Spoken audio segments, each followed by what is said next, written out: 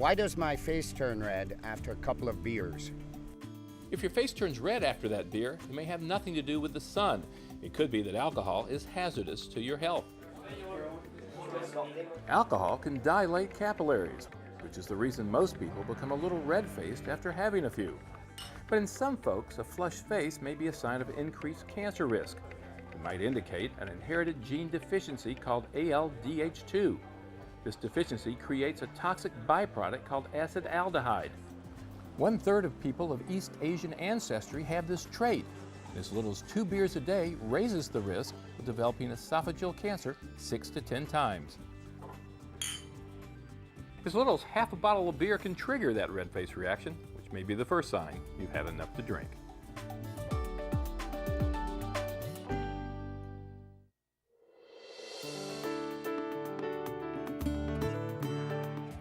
Why are hot dogs and hamburgers bad for you? It may sound un-American, but if you love to grill, perhaps the best advice is stay away from those hamburgers and hot dogs. According to a recent federal study, people who ate a lot of red meat like hamburger and processed meats like hot dogs faced a greater risk of death from heart disease and cancer. The researchers say cancer-causing compounds are formed during the high-temperature cooking. The researchers also surveyed more than 500,000 people ages 50 and older on their eating habits and then followed them for 10 years. Eating too much red meat, the equivalent of a 1/4 pound of hamburger daily, along with other risk factors, including smoking, having a family history of cancer, and being overweight, resulted in more than 70,000 deaths. So consider flipping out the red meat for some fish, chicken, or veggies.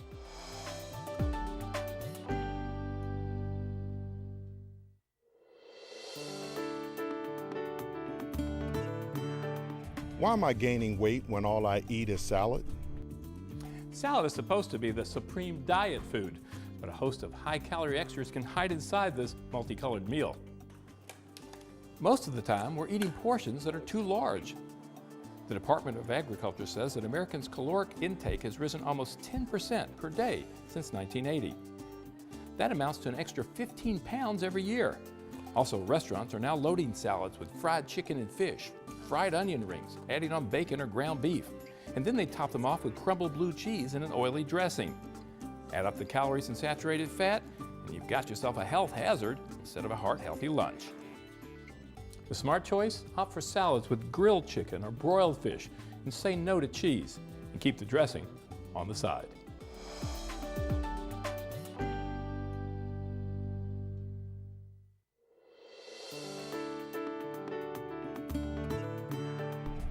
Why do they say breakfast is the most important meal of the day?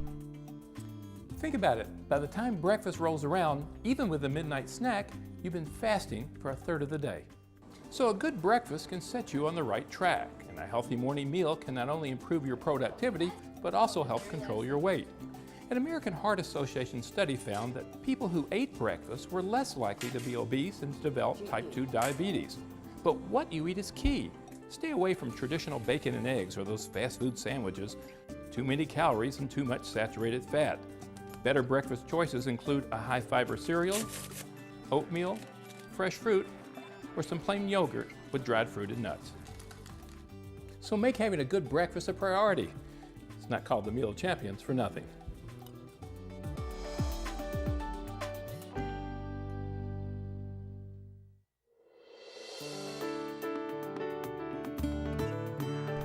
Why should I snack more often, even though I'm trying to lose weight? Adding snacks to your daily menu can actually help subtract pounds, but they have to be the right snacks. Skip the chips and dip, past the carrots and the celery.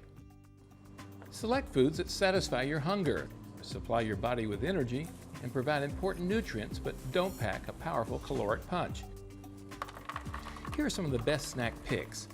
High-fiber whole grain snacks that translate into energy. Fruits and vegetables that fill you up but add just a few calories. Nuts and seeds provide protein so you feel fuller longer. And low-fat dairy products, like cheese and yogurt, are good sources of calcium and protein. The key to incorporating snacks into a weight loss plan is moderation, mixed together with good-tasting, low-calorie food.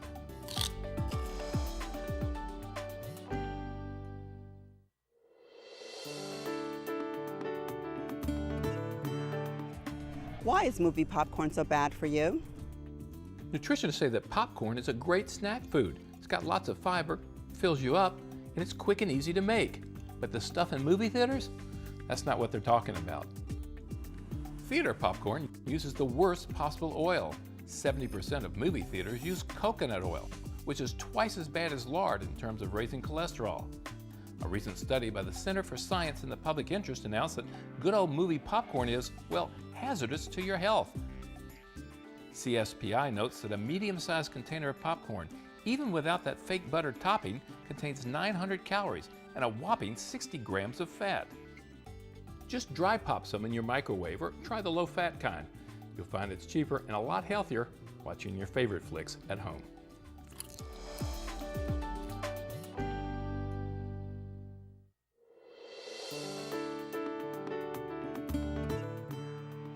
How can I increase my breast milk so I can feed my baby?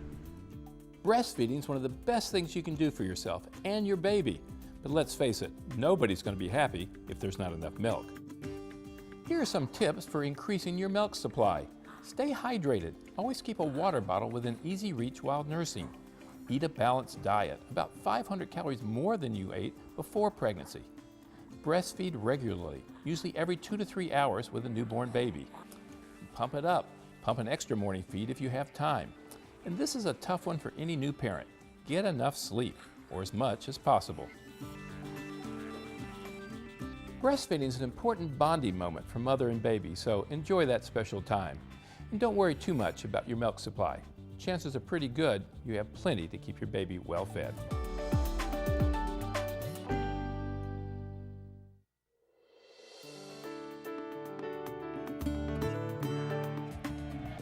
What do I really need in a baby bag? Well, when you feel like you've been toting around a piece of luggage, it might be time to check the items that you chucked into that baby bag. Babies need a lot of stuff all the time. A well-stocked baby bag should include the following: at least 5 diapers, changing pad, wipes, diaper cream, baggies for dirty diapers or clothes, a burp cloth, a bottle of water to drink yourself while nursing or clean up messes, a change of clothing for the baby and you, a blanket, pacifier, infant acetaminophen, and hand sanitizer. And don't forget to restock items as they're used so you're always ready to go anywhere, anytime. And make a smaller bag for your car, and make one for anyone else who might be caring for your baby.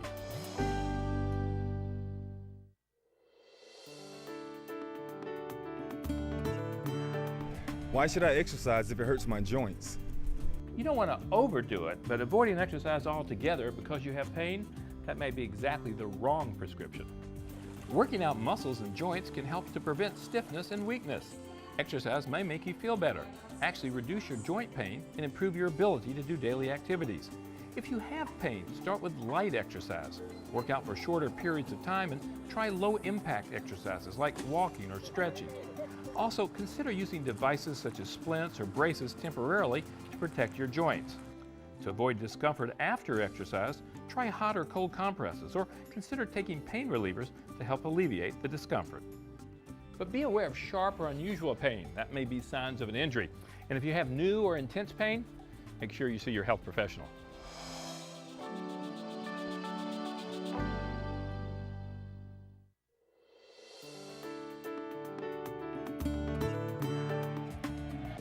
I'd like to know why I can't put my granddaughter's car seat in the front of the car. New babies come with a checklist of safety instructions. The most important has to do with a baby's car seat.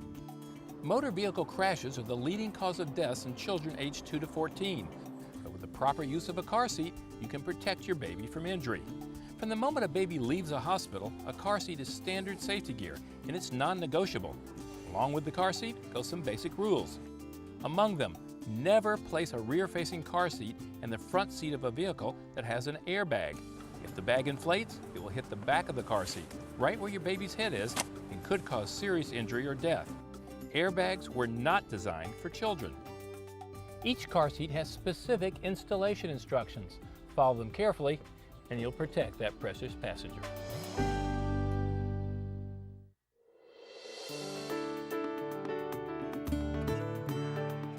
When should I see my doctor about memory loss?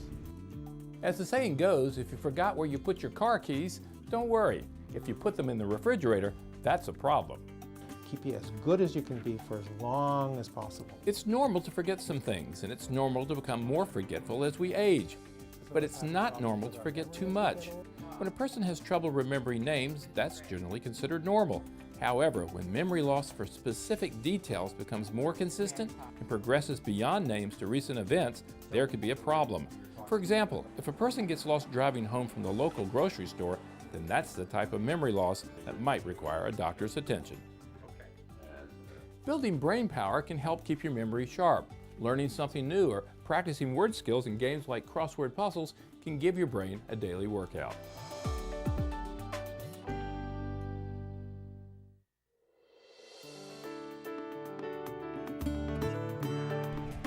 Why does my pediatrician check my baby's hips at each checkup?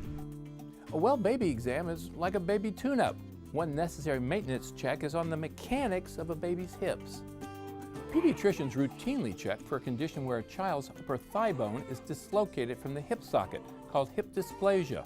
Although its cause is not known, the process of hip dysplasia may begin in the womb, where hormones cause a baby's joints to become too relaxed and prone to dislocation. Your child's pediatrician will carefully flex and rotate your child's legs to see if the thigh bones are properly positioned in the hip sockets.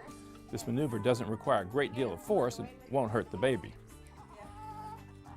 It's important to keep up with all well baby exams. As with most conditions in medicine, the earlier we detect trouble, in general, the better the chances we'll be able to fix it.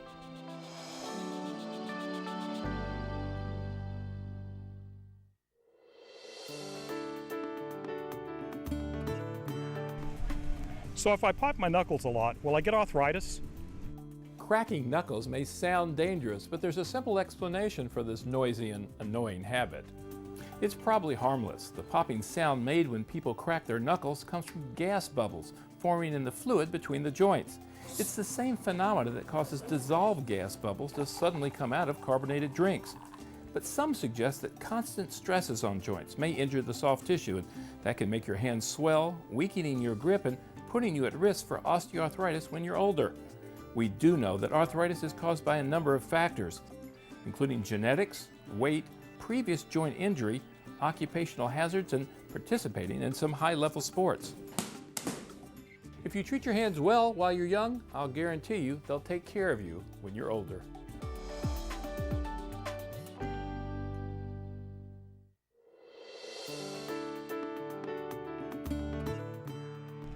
When I get my blood pressure checked and they give me two different numbers, what's that all about? Those two numbers give doctors a lot of information about your entire cardiovascular system. Blood pressure is the force in the arteries when the heart beats. The first number a doctor records is known as systolic pressure. It measures the force when the heart is contracting or pumping out blood.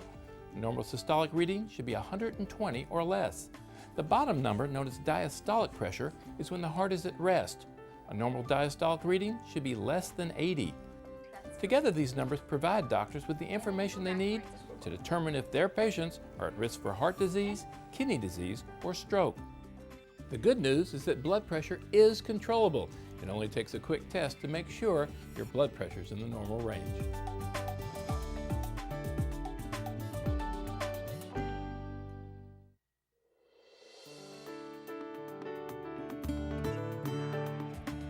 Why do I feel sick after I have the flu shot? Flu shot might sting a little bit when you first get it, but it's probably something else that's making you feel sick afterwards. Say quieter. The flu shot includes a variety of ingredients to create its protective recipe to defend against influenza. And just because you get the flu shot doesn't mean you can't get the common cold. But you're not going to get the flu from the flu shot. You can't. The flu shot doesn't contain live virus, and it's not infectious. The flu vaccine recipe is written by a group of experts from around the world. And since new strains of flu are recognized every year, it's important to get a flu shot annually. If you're feeling a little buggy after a flu shot, think about the symptoms. It's probably just a cold.